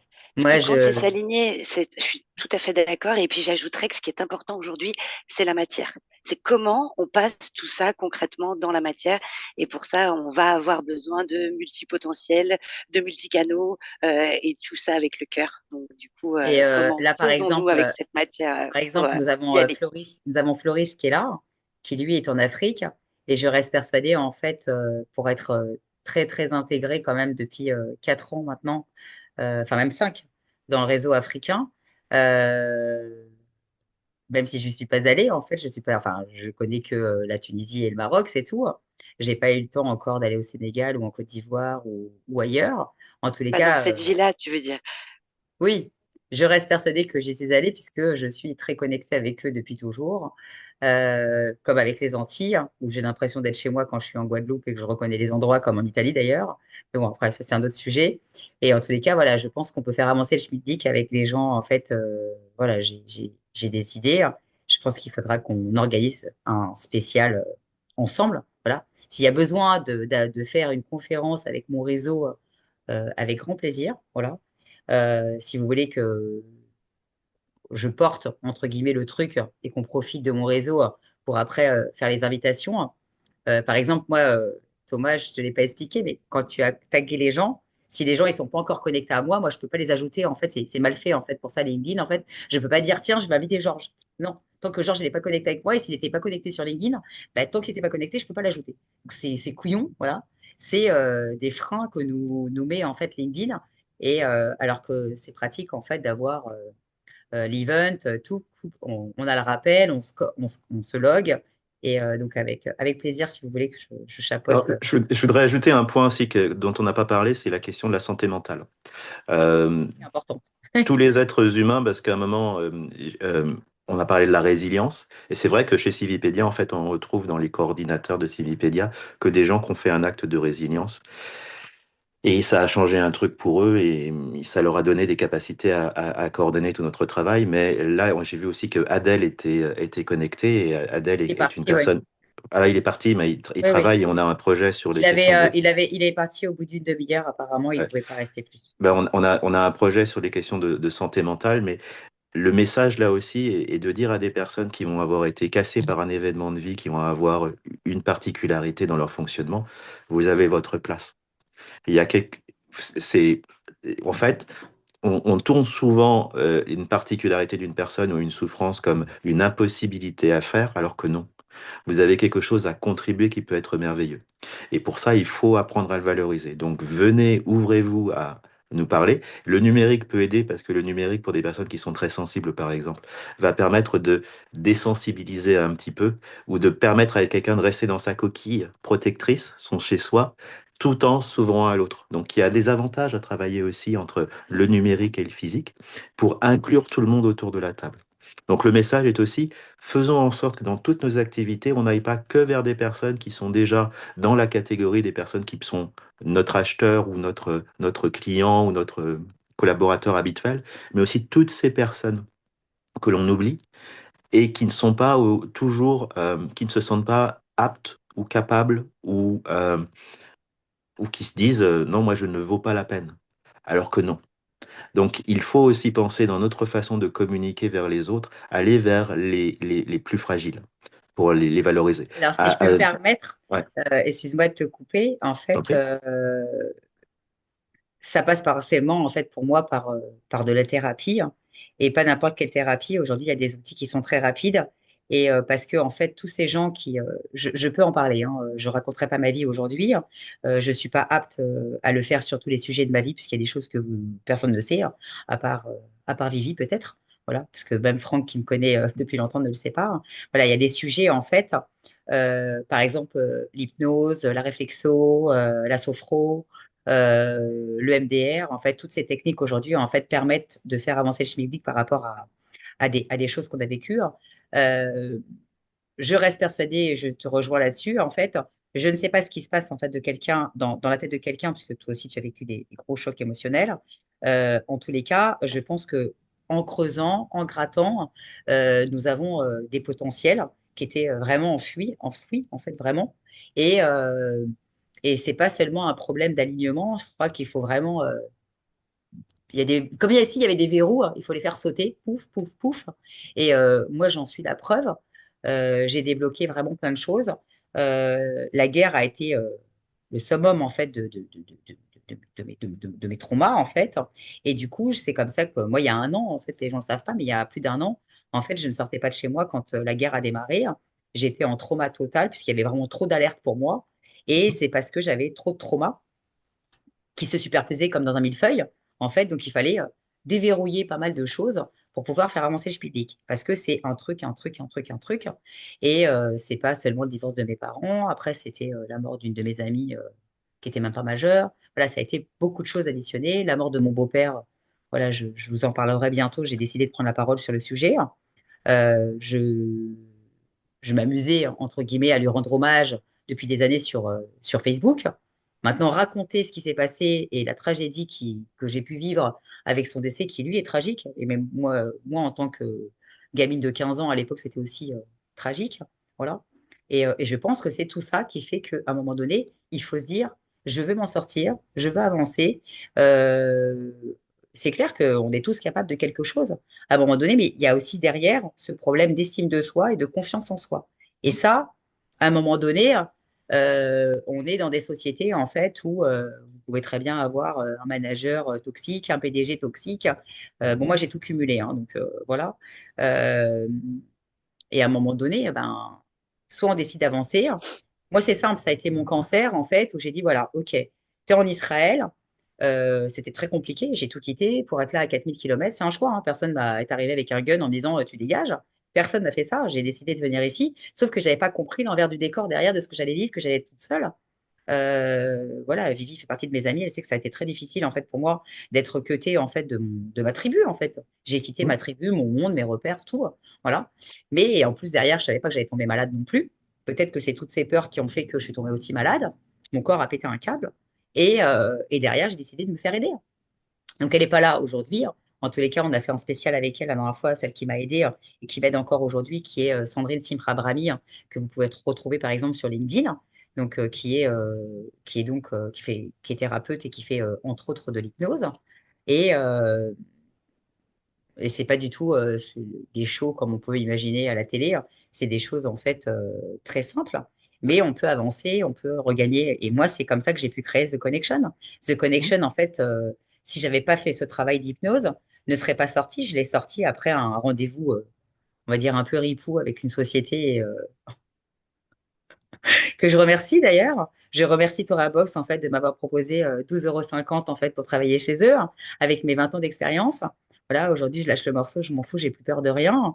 Et c'est grâce à eux en fait si je me suis lancée en 3 semaines. Et j'ai lancé The Connection en fait le 13 janvier 2021 parce que ces gens-là n'avaient pas compris en fait qui j'étais et ce que je valais.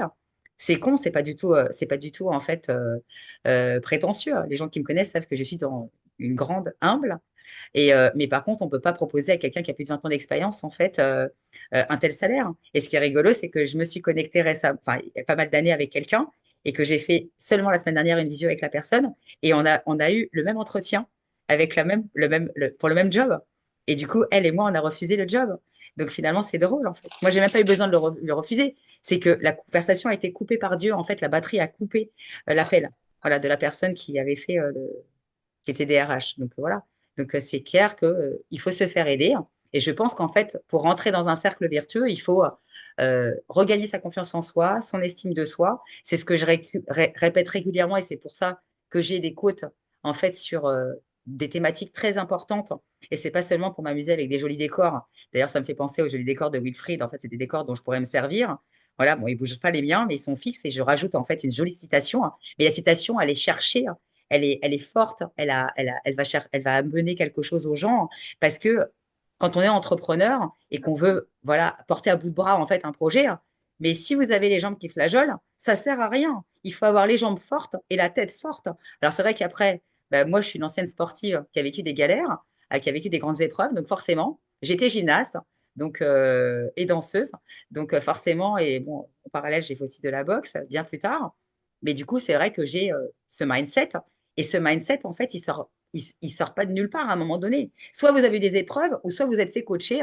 Et c'est pour ça que c'est important, en fait, d'être au top. Et on passe pas à l'action si on n'est pas, si on a peur. Et pour pas Tu, avoir peur, en fait, il faut tu faire viens en de sorte. dire un truc très important, Delphine, et qu'on dit aussi à Civipédia, c'est qu'on a besoin d'être accompagné, effectivement, chacun. Mais il faut oser, il faut pas avoir peur de demander d'être accompagné. Il y a une Bah non. sorte d'humilité un peu là, tu vois. Mais Bon, il n'y a pas de honte.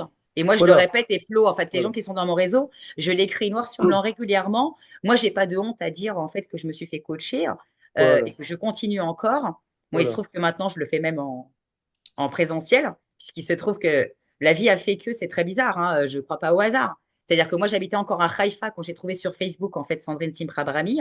Donc, on a fait j'ai fait mes séances avec elle à distance en visio. Et maintenant, j'ai repris les séances avec elle en live. Il se trouve qu'on habite dans la même ville. Et je ne l'avais pas choisie parce qu'elle habitait dans cette ville où j'allais éventuellement vivre après. Ça s'est fait comme ça. Et voilà. C'est des rencontres en fait qui ne sont pas anodines et qui font que, voilà. Bon, de toute façon, tous les mentors aujourd'hui que vous pouvez voir, les plus grands qu'on peut croiser dans le monde entier, que de cette façon même les politiciens, qui pour moi en fait ne sont pas forcément des mentors, mais ils sont tous coachés. Hein. Tous, tous, tous. Bon, ils ont même des gens qui leur écrivent leurs textes, qui leur écrivent tout, parce qu'en vérité, ils sont juste des marionnettes pour moi. Voilà, je suis désolée de le dire. Mais tu veux dire bonjour? Voilà, c'est de nos chètes qui se réveillent. Mais voilà, on a tous besoin d'être coachés parce que c'est comme ça. Hein. Et Oui. je sais que Flo ne Alors, le dit pas. j'ajouterais, désolé, je t'ai interrompu, Ah. Delphine? Non, je voulais dire que Non? je suppose que Flo, ou Émilie, ou Lionel, ou Wilfried, en fait, ou même toi, ou même Georges, ou même Vivi, en fait, on est tous coachés à un moment donné, hein. On en a tous besoin, peu Oui, on importe a le besoin domaine. des autres, mais il y a un point aussi. Alors, ben, je vais en profiter pour remettre un coup de projecteur sur Émilie. Mais la création artistique est aussi une très bonne façon d'aller aider à exprimer quelque chose. Parce que de temps en temps, c'est compliqué même de savoir exactement ce que l'on ressent. Si on a eu, par exemple, des traumatismes, on peut dysfonctionner, pas aller bien et autres, mais avoir du mal à mettre des mots ou des mots sur ces mots. Et donc, la création artistique, utiliser Émilie en fait, ça permet à des gens sur quelque chose d'extérieur, quelque chose des fois qui est figuré, qui est une image, une vidéo ou autre, euh, de se projeter et d'aller dire des choses et de connecter. Si après notre entretien d'aujourd'hui, on peut partager aussi le travail d'Émilie La Liberté, qui est à Montréal, qui fait un travail de création artistique pour aider à la participation des gens. On le fera avec plaisir. Mais je Mais laisse la parole à Émilie s'il y avait. on fera quelque chose si tu veux bien, Ouais. euh, au moins pour le replay, hein, et après peut-être même une trace, en fait, si on a envie, sur LinkedIn, en fait, comment dire, tout ce qui été dit là, en fait, s'il y a des choses à rajouter, des liens à rajouter, des sites, des gens qui ont été cités. Il y a plein de gens à ajouter. Toi, par exemple, on travaille au sud Kivu, donc c'est à l'est de la République démocratique du Congo, avec une association qui s'appelle SPD, qui permet de nourrir des gens déjà, et puis d'apporter tous les besoins. C'est un acteur de développement, mais par la participation des habitants. C'est pas du développement où tu vas avoir, on recherche des grandes entreprises au nord qui iraient d'une manière descendante apporter J'ai des des gens trucs. là-bas, moi. J'ai Voilà. des gens dans mon réseau qui sont là-bas. Et là, Et c'est magique parce qu'en fait, on établit une relation dans laquelle on dit, mais c'est pas parce que, comment dire, ah bah Floris s'en va, donc salut Floris. Euh, salut. mais ce sont des relations d'égal à égal. Avec qu'est-ce que tu apportes, qu'est-ce qu'on peut t'apporter, comment ça marche. Et on se rend compte, il y a des gens qui enfin tu vois des fleurs qui s'ouvrent, quoi. Tu vois d'un seul coup.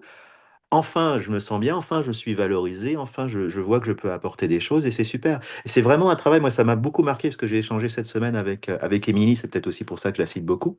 Mais elle a un ensemble de métiers entre le bâtiment, entre le fait d'être marionnettiste, entre plein d'autres choses qu'elle fait, qui sont assez magiques. Donc, je sais pas si Émilie, tu veux parler de la création artistique. Ouais, juste un petit mot peut-être juste sur les objets transitionnels. En fait, ce qui était hyper intéressant, c'est cette difficulté d'aller chercher les gens chacun dans leur fréquence. Il y a les plans ont tous des temporalités différentes. On a chacun nos expériences de vie, la taille des traumas, l'intensité. C'est toutes ces interactions-là, quand je parle du sensible et de l'invisible aussi, bien évidemment, qui sont à prendre en compte. Et pour pouvoir réharmoniser tout ça, il est important d'aller chercher les gens chacun dans leur fréquence. Toutes les thérapies qui ont été cités sont absolument superbes et il existe effectivement aussi la possibilité de passer par la création et du coup on fait d'une pierre deux coups. On débloque la créativité et on polarise tout ce qui est émotionnel. Ça permet de traverser. En fait, on ne gère pas les émotions, on les traverse parce qu'en fait, tout ce qui a été négatif a laissé une trace dans le corps. On n'a pas eu les réponses affectives, on n'était pas outillé quand on a vécu ces choses très dures. Les choses joyeuses, ça se traverse facilement. Les choses difficiles, ça se traverse difficilement ou pas. Et du coup, c'est ça qui est embêtant. Et c'est ça, déconstruire les croyances, dissoudre les croyances limitantes, mettre du C4 au niveau des biais cognitifs et dans la joie et la bonne humeur. Voilà, je m'arrête Du là. C4 quand même. Non, non, et si vous êtes à Lyon, bah voilà, Émilie aussi, donc c'est pratique pour la Je vais te connaître. connecter Et, avec des gens là-bas. Et je fais et de la on, visio aussi parce que effectivement cette notion d'hypersensibilité, moi je suis spécialisée dans tout ce qui est zèbre, donc ça doit te résonner, Delphine.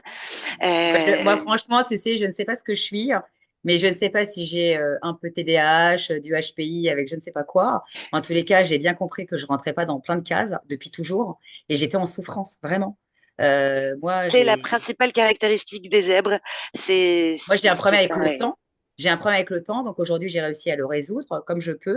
Mais ça veut dire que si vous me demandez d'être à 8 heures quelque part tous les jours, je suis en souffrance totale. Et pourtant, je sais faire plein de choses, mais il faut me laisser le temps de vivre, le temps de faire des choses. Et voilà, c'est comme ça. Mais je vais me connecter avec vous. Et Georges, je veux bien ton nom de famille parce que je ne l'ai pas. Voilà. Il n'y a pas le son. Ders, Dehers. D-H-E. Je suis le porte-parole de Georges. D'accord. Et j'en profite pour vendre ses livres parce que j'en parle à chaque fois que j'ai un rendez-vous. J'ai Ah même oui, toujours une édition avec moi, mais je vous enverrai le lien et on écrit un travail sur une deuxième édition du pouvoir d'agir des citoyens. D'accord. Mais aussi des fiches pratiques et plein de choses. Parce que ce qui est super dans le travail de Georges, c'est qu'il a fait le boulot d'aller chercher en Inde, en Amérique du Sud et plein d'autres endroits, des gens qui avaient travaillé sur ces questions de valorisation de l'autre. Donc c'est pas juste, c'est vraiment un livre qui est intéressant parce qu'il ne parle pas de moi j'ai tout compris et je vous partage ma science. Non, c'est voilà ce que les humains partout ont réussi à faire pour valoriser des capacités A. Euh, et de ça, voilà un petit guide pratique qu'il a mis en place et qui est à la base des formations qui sont chez Oui, Civipedia pour ouais. valoriser les uns et les autres. Est-ce Pour que vous dire à savez peut-être Émilie, pas? j'ai cherché en Israël aussi, hein, je cite des philosophes comme Emmanuel On te voit Lévinas. plus, c'est normal? Oui, c'est normal parce que j'ai perdu le truc là, c'est pas grave. Alors, donc, t'entends. c'est pas grave. Donc, j'ai cherché partout, comme dit, c'est important ce que dit Thomas là, j'ai cherché absolument partout. En Inde, mais aussi en Israël, hein. Je cite des philosophes comme Emmanuel Lévinas, Viktor Frankl, qui a fait son travail dans les camps de concentration, et d'autres, hein. Euh, donc, qu'est-ce que je voulais dire par là? Je te contacterai par LinkedIn, Delphine, bien sûr, parce Avec que, grand plaisir. Et on se fera une visio avec voilà, plaisir. Voilà. Moi, et on te communiquera tous nos projets, toutes Ouais, nos ouais, avec plaisir. publications, parce qu'on sent bien qu'avec toi, ça va circuler. Voilà, Ouais. avec toi, ça Et je vais circule. vous mettre en relation aussi avec Loïc Simon parce que je pense que vous avez des liens à faire, des choses à faire avec lui, hein. En fait, Loïc, il est aussi dans un autre domaine, hormis son social selling. Et voilà, je pense que là, on est parti. Et je voulais juste, dans ma petite parenthèse, je ne sais pas si vous le savez, mais moi, avec le temps, je rencontre beaucoup de gens qui coécrivent des livres ou qui éditent des livres ou qui font les deux. Voilà.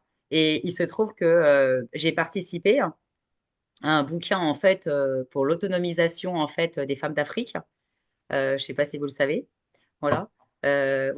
J'ai prêté ma plume. J'ai eu la chance d'avoir deux rubriques. Bon, j'ai toujours pas récupéré le livre parce que j'ai pas eu la chance en fait d'avoir quelqu'un qui pouvait me le ramener de Paris. Comme il est vendu que sur Amazon et Amazon me demande beaucoup d'argent, donc on s'en fout vraiment pas épiloguer. En tous les cas, j'ai participé pour parler de marketing et de réseau et de vente, puisque je suis une networkeuse et c'est très très important en fait d'avoir un réseau. Et j'ai donc expliqué en fait aux femmes d'Afrique que c'est aussi important en fait de se développer. Moi, c'est ce que j'explique aux gens là tout le temps. En fait, le networking, c'est une aventure humaine avant d'être du business en fait. Parce que là, à l'heure actuelle, on n'a pas travaillé ensemble. On travaillera peut-être officiellement jamais ensemble en mode monétaire, entre guillemets. Mais par contre, on a une aventure humaine à vivre sûrement ensemble, en mode collectif. Et c'est ça, moi, qui m'anime, en fait. Et les gens n'ont pas compris. Donc après, ceux qui comprennent pas, c'est que je peux rien faire pour eux. Comme la nana dont je vous parlais tout à l'heure, qui comprenait pas ce que ça me rapportait en CA, mes rendez-vous découvertes.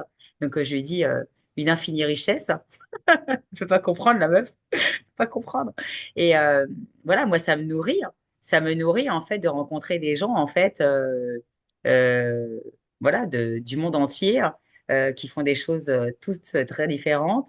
Et peu importe, en fait, leurs origines, leurs couleurs. Enfin, voilà, je pense que les gens qui me connaissent, enfin, je l'ai pas toujours dit, hein, mais c'est vrai que je suis pas une juive, en fait, qui a grandi dans un milieu vraiment communautaire, comme on pourrait le croire. J'ai grandi en mode black blanc beurre dans le 18e. Bon, après, j'ai atterri quand même chez les bonnes sœurs. Mais mes meilleures amies étaient black et rebeu. Et bon, j'avais aussi des françaises, on va dire catho. Mais j'assistais au cours du catholicisme. Enfin, c'était très, très. Enfin, voilà, j'ai tout fait. Et donc, le catéchisme, pardon. Voilà. Mais voilà, c'est peut-être pour ça que je suis très ouverte, parce que j'ai pas vécu, en fait, ma jeunesse, en fait, en mode communautaire. Et je continue aujourd'hui, en fait, d'appartenir. Alors, j'appartiens à personne en fait, et je me laisse porter. Et alors, ce qui est important, c'est que je reste dans mes croyances et je suis pratiquante, mais et un peu plus même, mais ça m'empêche pas en fait de fréquenter des gens qui soient agnostiques ou bouddhistes ou catho ou musulman, voilà. Tant qu'il y a du respect, de l'amour du prochain. Et je pense que c'est, pour moi, je le dis, j'ai même écrit un post là-dessus qui est toujours pas sorti, hein, mais je le redis, je pense que l'amour et le respect sont la solution à tout, avec la paix, voilà, c'est ça qui amène la paix. Et, euh, et voilà. Donc, Et je voulais ajouter quand même que, à un moment, tu as dit quelque chose sur les femmes, en parlant des femmes africaines. Mais dans toutes les sociétés dans lesquelles les femmes ont accès à la santé, à l'éducation, à l'économie, c'est-à-dire la liberté de pouvoir entreprendre et faire des choses, mm, partout ces sociétés se développent. Et c'est même le cas, on peut extrapoler sur toutes les personnes qui sont fragiles. Parce que les personnes qui sont les plus fragilisées dans nos sociétés, les plus précarisées sont les femmes. Mais toutes les personnes fragiles, quand elles arrivent à pouvoir avoir voix au chapitre, eh bien, d'un seul coup, euh, voilà ce que disait Wilfried, parce que je note, hein, je fais un gros thumb up à Wilfried parce qu'il fait toujours des remarques super que je vois s'afficher en commentaire. Donc, bravo Wilfried et mm. merci. Et Je peux t'envoyer le chat si tu as envie après dans le replay, avec avec grand plaisir. je le Et fais pas habituellement, mais je pense que ça peut être bien parce que ça très, peut te permettre de reconnecter si besoin. Voilà. Mais il s'agit de dire aussi que, en fait, par rapport à la personne qui tu disais, ça avance quoi dans ton CA? Ben, alors, souvent dans des boîtes, quand on cale, on se dit, merde, il faudrait qu'on fasse un brainstorming avec des gens qu'on a. Mais pourquoi le faire qu'au moment où on cale? Pourquoi pas le faire de manière continue? Parler aux gens, ça veut dire qu'on améliore ses services et ses produits. Ça veut dire aussi que on prend toute une énergie de personnes qui vont apporter des suggestions, qui sont aussi des potentiels clients. Mm. Parce que le client, soit il est la personne sur laquelle on a dépensé le plus gros budget marketing avec des trucs qui sont flashy, etc., où on bombarde l'esprit de choses qui font que on se dit, ah, j'ai pas le choix, il faut absolument que j'achète ce truc-là. Ou alors c'est parce qu'on a un coup de cœur avec, bah, pour des gens qu'on a entendus. C'est le café du coin où la personne vous dit bonjour, c'est le boulanger, vous avez plaisir à aller. C'est ça aussi, un bon marketing. Et le fait de te connaître là, avec cet aspect où tu partages des choses de toi et tu aides des gens à s'exprimer, et ben c'est aussi des possibilités pour faire des interventions quelque part, pour enseigner ailleurs, pour faire des collaborations. Donc c'est du CA aussi. Mm. Mais c'est un CA qui se construit dans l'écoute et la conversation avec l'autre. Moi, j'ai eu des clients, en fait, à l'époque, pas très loin de là où Émilie, à Dijon, hein. Je ne les nommerai pas, voilà, je vais laisser ça comme ça. Et en fait, les insights clients, c'est la meilleure chose, en fait, pour améliorer ses produits. Les témoignages, c'est bien, mais il y a aussi, en fait, des choses à régler. Il ne faut pas voir que le côté négatif. À un moment donné, il faut aussi, en fait, comment dire, vraiment, vraiment écouter pour améliorer, puisqu'on est là, personne n'est parfait, hein. Et il y a des gens, vous savez, qui pensent pas qu'une table ronde à 5 000 euros, en fait, bah, peut-être que ça coûte moins cher que des millions en télé, des millions en impression, en fait, de choses que vous allez devoir imprimer. C'est du gâchis, c'est des arbres abîmés pour rien. Enfin, voilà, c'est des choses, en fait, vraiment, c'est couillon, hein. J'appelle ça vraiment de la bêtise humaine, moi. Et je l'ai vécu, hein. J'ai vécu des lancements de produits avec des gens en fait qui avaient pas voulu en fait tester le nom. Mais vous êtes sûr que vous voulez lancer ce truc? Oui, oui, mais vous êtes sûr? Vous êtes sûr parce que la connotation est quand même un peu érotique, quoi. Tu vois? Voilà, j'ai pas envie d'en parler plus que ça parce que moi, j'en sais rien, en même temps, je m'en fous, hein. Mais un gel douche qui s'appelle Caresse de douche, c'est middle, quoi. Enfin, c'est très middle. Et moi, ça m'avait choqué à l'époque. Et en fait, il y a des gens comme ça qui ne veulent pas dépenser d'argent, qui pensent faire des économies, que c'est mieux. Et derrière, bah, vous avez toute la PLV à refaire. Tous les supports, les packaging. C'est les packaging. Qu'est-ce que vous faites en fait? C'est pas genre vous avez collé un sticker sur le packaging. Un gel douche, il n'y a pas de sticker parfois. C'est imprimé dans la masse. Qu'est-ce que tu fais, Coco? Et c'est des gros budgets, hein. Et c'est vrai que les tables rondes, ça reste en fait des choses hyper importantes. Pourquoi on ne se met pas autour d'une table? Pourquoi on ne récupère pas les insights? Pourquoi il n'y a pas sur un site internet quelqu'un qui a la possibilité d'envoyer un message en fait en disant voilà, j'adore votre produit, mais j'adore ça, mais. Et c'est pas parce qu'on t'a dit un mais qu'en fait ton produit il est pourri. Non, on veut juste que tu l'améliores. Et c'est le but. C'est le but de faire des choses parce que même moi, là, j'ai préparé un post parce que j'aimerais comprendre pourquoi mes ateliers qui sont monétisés, justement, en fait, que j'aimerais monétiser ne fonctionnent pas. À un moment donné, il y a bien quelqu'un qui va me répondre, qui va m'expliquer pourquoi ils ne veulent pas payer. Voilà. Et je pense que ça fait partie, en fait, du job. On doit tous se remettre en question à un moment donné parce que ça serait, en fait, si Pilot avait lancé ce stylo que j'adore, en fait, en une seule fois. Je pense qu'ils ont peut-être mis des années, en fait, avant de le sortir. Voilà. Et en fait, on teste, on reteste, on optimise, on repart, machin. moi, je l'ai vécu, hein, je l'ai vécu en télé avec Bravo Le Veau à l'époque où je m'occupais de Bravo Le Veau. On a essayé de changer en fait le slogan et plein de choses. Et heureusement qu'on a post-testé à une première campagne à l'époque en 2009, par exemple. Et on est reparti juste faire quelques réglages. C'était pas grand-chose finalement. Bon, pour la PLV, c'était pas grave puisque de toute façon, on l'avait pas encore imprimé pour la version 2. Mais par contre, un pack shop final en télé, c'est possible d'être changé. Ça coûte pas beaucoup d'argent en fait, mais ça sert à ça. Parce que la télé, c'est des millions, en fait. Enfin, des milliers d'euros ou des millions d'euros, ça dépend hein, où vous êtes. Bon, ça peut coûter moins cher, mais ça sert à ça. Donc là, on se parle bon, de gros trucs. Mais moi, je pense en fait que avec de la curiosité et des métiers un peu dans tous les domaines, on peut faire des choses très intéressantes. Voilà. Alors, quelques actions concrètes pour donner des idées quand même aux gens qui nous ont écoutés. À Toulouse et partout dans le monde, Georges travaille la promotion de l'éducation populaire et aussi à tout un ensemble de méthodologies pour faire des thérapies communautaires, savoir entendre les autres, savoir faire des ateliers d'éducation populaire où on partage les connaissances. Donc, et on en monte maintenant un petit peu partout. Donc là, c'est Georges, mais on en parlera chez Civipédia. Mais si vous avez des envies de partage de connaissances et avoir des formats pour pouvoir le faire et des outils, bah, tout est à disposition et tout est ouvert. À Nantes, on est en partenariat avec des gens qui font le printemps des fragilités. C'est 120 associations qui sont rassemblées pendant quelques jours à Nantes, mais c'est un travail avec le thème, c'est le printemps tous les jours. On va mettre des outils et des méthodes aussi en partage et des gens en lien pour montrer à quel point la, la fragilité d'une personne est aussi une force Mm. et quelque chose il faut chérir, il faut aider l'autre à venir, à pouvoir se sentir le bienvenu et pouvoir faire qu'il participe et qu'il apporte des choses. Il y a un travail qui va être à Lyon aussi, ce sera en deuxième partie d'année, où on va parler, ce sera autour de l'automne, où on va parler des échecs qui sont en fait un très bon engrais pour réussir après, parce que le thème, c'est tomber 7 fois, se relever 8 à un moment, et ben, à C'est force le de tomber, Talmud, on hein. apprend C'est le quelque chose. Talmud, ça. Hein. Ouais, mais tu vois, mais ce qui est important, c'est que on est, alors, pour la partie, pour les Français, dans une culture où il faut gommer les échecs de son CV. Non. Alors que, dans d'autres parties du monde, le monde anglo-saxon, Michel par exemple, on Coury, que dit, vous connaissez tous, il a fait en fait son slogan que l'échec, c'est de l'entraînement. Et c'est exactement hum, ça. En fait, c'est juste, on oublie en fait le temps, en fait. Émilie en parlait tout à l'heure. En fait, le temps est très important. Les choses arrivent aussi quand on parle de bons moments. Le bon moment, en fait, c'est aussi parce que moi, je suis prêt, ou tu es prêt, ou nous sommes prêts à pouvoir accueillir ce truc et à le faire.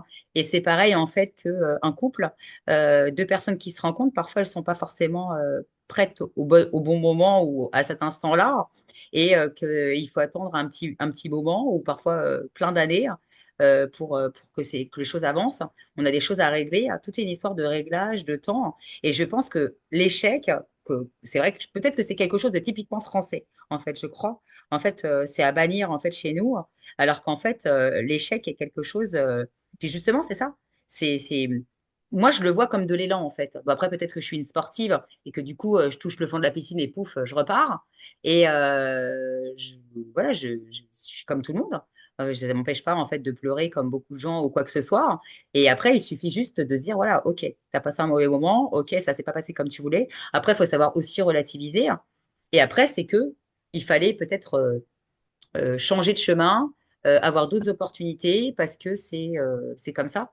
Et faut voir, faut rebondir, améliorer, aller frapper à la porte de gens qui savent faire. Est-ce que ça vaut la peine en fait d'être en crise parce que voilà, la semaine dernière, j'ai rien à cacher. Hein. Je vais l'écrire dans mon prochain poste pour mon prochain présentiel.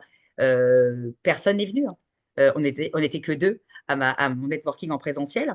Et il y a la conjoncture, en fait, le climat dans mon pays. On attendait la sortie des otages. Je pense que c'est aussi, on a des gens malades, et c'est aussi ça qui peut être un frein, en fait.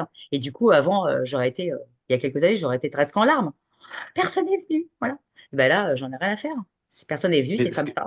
mais ce qu'écrivait Viviane est très bien, il faut pas confondre fragilité et faiblesse. Et une fragilité, en fait, aussi une force. On en apprend des choses et il faut valoriser. Enfin, il faut savoir apprendre de ce qu'on a vécu. Mais il faut aussi que nous tous et nous toutes, nous créons un environnement pour euh, permettre à une personne de faire en sorte que cette fragilité, elle ne soit pas un poids Mhm. qui te bloque. Oui. Euh, Qu'elle se je, libère et que- qu'elle que- puisse avancer et ouais. s'épanouir et se réaliser. Et, voilà. Quelques actions concrètes qu'on mène. On travaille aussi sur la question des conditions de vie des personnes qui sont en lieu de privation de liberté. Qui Donc, sont en prison. alors, pas que. Par exemple, les EHPAD, c'est aussi des lieux de privation de liberté. Et Mais psychiatrique aussi. Non. oui, bah, toutes les personnes qui vont être quelque part, ils ont pas le droit enfin, tu n'es plus libre. Tu remets tes papiers à l'entrée, puis voilà. Et par exemple, là, on va, avec l'administration pénitentiaire, on veut travailler au fait que les femmes qui sont donc détenues puissent avoir accès à des protections hygiéniques gratuites, un truc que l'on ne sait pas. Protection hygiénique, aujourd'hui, il faut ce qu'on appelle cantiner, c'est-à-dire avoir de l'argent pour pouvoir les acheter. Sinon, tu n'as rien. Mais tout Et est donc, cantiné, hein. La bouffe, que ça soit une couverture, un drap, tout. Voilà. oui, mais tu as un minimum de choses qui vont être apportées, par exemple un rasoir et des choses pour des hommes, mais tu n'auras pas de protection hygiénique pour les femmes. Donc avoir des protections hygiéniques de qualité qui génèrent pas un choc toxique, pour de manière à vivre ta détention de manière décente et pas humiliante, eh bien c'est essentiel. Donc ça, ce sont des actions qu'on va mener, mais aussi des actions Et pour j'avais vu passer des choses en fait comme ça, alors pas pour ouais, le milieu carcéral. carcéral.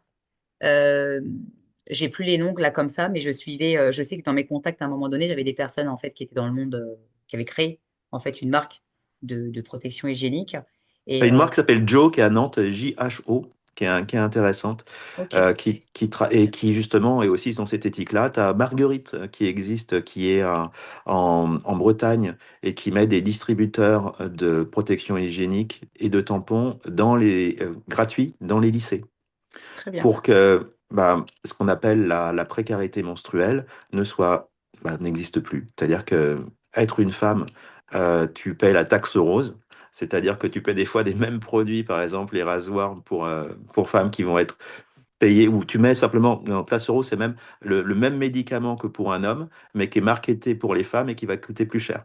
Les femmes Oui. sont moins bien payées dans nos pays et doivent Et payer on plus le voit cher pour la même chose. avec les rasoirs de chez Gillette, avec Vénus. Hein. Voilà. Et qui, à mon avis, sont pas peut-être forcément bons pour la santé parce que l'espèce de truc qui te permet de te raser sans te couper, hein, sans super bon. Hein. Mais est-ce que derrière, en fait, le savon qui colmaté, en fait, qui te permet de te raser hein, est réellement bon hein, au contact de ta peau hein, et derrière au niveau endocrino, hein, parce que moi, je vais plus loin. Euh, je vais pas raconter ma vie, mais j'ai quand même eu un lymphome inguinal. Est-ce que les rasoirs sont liés à ce que j'ai eu? Tu vois, et je me suis quand même posé la question à un moment donné, quoi. J'en sais rien, mais c'est des questions qu'on peut se poser ensemble. On travaille Il aussi y a avec des la boîte. shampoings qui peuvent te provoquer en fait des règlements en fait endocrino. Alors, Donc je suis pas un expert du shampoing, moi hein. non Je suis plus. pas, Moi mais non plus. bon, Ah bon? Georges non plus d'ailleurs. Comme ça, on est deux au moins en ligne. Mais il y a donc des actions qui vont se passer pour les personnes qui sont en lieu de privation de liberté. C'est simplement quelques actions qu'on mène. C'est des actions aussi sur des tiers-lieux pour valoriser ce qu'ils font. Donc, en utilisant le film de Léance, on peut rallumer la flamme de la participation citoyenne et du travail, de l'écoute des uns des autres. Et après, faire que des projets avancent. Donc d'ailleurs, si vous cherchez à faire qu'un produit qui travaille pour le bien commun ou un service qui travaille pour le bien commun puisse s'exprimer quelque part et lancer une conversation qui sort de votre réseau habituel, on peut pour vous aider pour ça, n'importe où, en vous apportant les moyens, les outils, les méthodes que nous avons. Nous ne sommes pas porteurs d'affaires. Donc nous sommes très contents quand les choses avancent pour vous, en sachant qu'à un moment, il y a certaines coopérations qui permettent de monter un modèle économique. Mais sinon, venez, contactez-nous via Delphine ou en direct de civipedia.org et vous nous trouvez facilement ou autre chose. Et on est toujours à l'écoute. Et on travaille du Québec à Montréal, Mayotte, enfin un peu partout, sur différents types d'actions. Beaucoup aussi sur la fin de vie maintenant et sur l'amélioration des systèmes de santé. parce que c'est d'une part ce sur quoi je travaillais avant, mais Mathieu, qui est un des cofondateurs de Civipédia, a accompagné la Convention citoyenne sur la fin de vie. La dernière dissolution en France de l'Assemblée nationale a fait qu'aucune loi n'est passée sur cette question. Et qu'on soit d'accord ou pas sur la fin de vie et l'accompagnement à apporter, la première chose qu'avait dit la Convention citoyenne, c'était faisons en sorte qu'une personne puisse avoir un choix à faire, dans le sens où aujourd'hui, l'accompagnement des personnes sont en telle souffrance à la fin de vie parce qu'elles n'ont pas accès aux soins palliatifs ou à une bonne gestion du handicap ou quelque chose, qu'elles se retrouvent réduites à désirer la fin parce qu'elles n'ont pas accès à des choses qui pourraient améliorer les conditions dans lesquelles elles sont. Déjà, la première chose, faisons en sorte que nos technologies, ce que l'on sait faire, soient à la portée accessible à Ah, toutes et à tous. Et ça, c'est déjà pas le cas. Et c'est la première chose que l'on peut faire avant qu'une loi soit passée. très bien, super. Et sur plein Et, de sujets, donc n'hésitez pas, hein, parce qu'on travaille sur, il y a mais 13 thématiques moi, je vais aller plus sociétales, loin. Je vais aller plus loin alimentation, et je vais juste m'engager. ouais. Voilà, je vais vous prêter, quand vous le voulez, en fait, un poste, quand vous le voulez. Voilà, si vous avez des choses à dire et vous voulez prendre la parole. En principe, les postes sponsorisés sont payants. Mais si vous avez envie, en fait, de me dire, voilà, est-ce on peut écrire sur tel sujet? Est-ce que tu peux relayer l'information, etc. Que ça soit un carrousel, n'importe quoi, on peut faire des choses avec grand plaisir. Voilà. J'aime Alors, beaucoup le bis. J'aime beaucoup le bisette. Je ne sais pas si c'est lyonnais, hein, mais c'est très mignon. En tous les cas, ça me plaît. À bientôt, Émilie. En tous les cas, enchantée. Hein. salut Et Émilie, nous on il est écrit 14h. Enfin, chez bise moi, il en est Bretagne. 14h38. Chez vous, Ah il est bah déjà oui, 13h38. Oui, on n'a plus personne à l'étranger. Mais du coup, on va peut-être clôturer. Alors, moi, déjà, je vais te remercier. merci J'ai à vous, été merci à toi. hyper contente, en fait. Je ne savais pas dans quelle aventure je me lançais en te faisant venir. Et je regrette absolument pas. Voilà, je me laisse porter, j'ai pas peur. Voilà, je me pose pas de questions. Tu vois, je vis comme si. Voilà, aujourd'hui, je prends mon émission. Enfin, c'est pour moi, c'est comme une émission, tu vois. Je le vis comme ça. Je suis absolument pas journaliste pourtant, bien que j'ai failli faire les FAP. Et voilà, je suis très contente de t'avoir reçu, très contente des rencontres que j'ai pu faire et des échanges qu'on a pu avoir qui étaient hyper enrichissants. Et je me dis que voilà, on est aujourd'hui le 23 janvier et qu'il va se passer de belles choses devant nous et le plus longtemps possible. Voilà, si on peut s'entraider. Absolument. Voilà, avec grand plaisir. Donc, merci à tous. Ah, Je remercie Merci.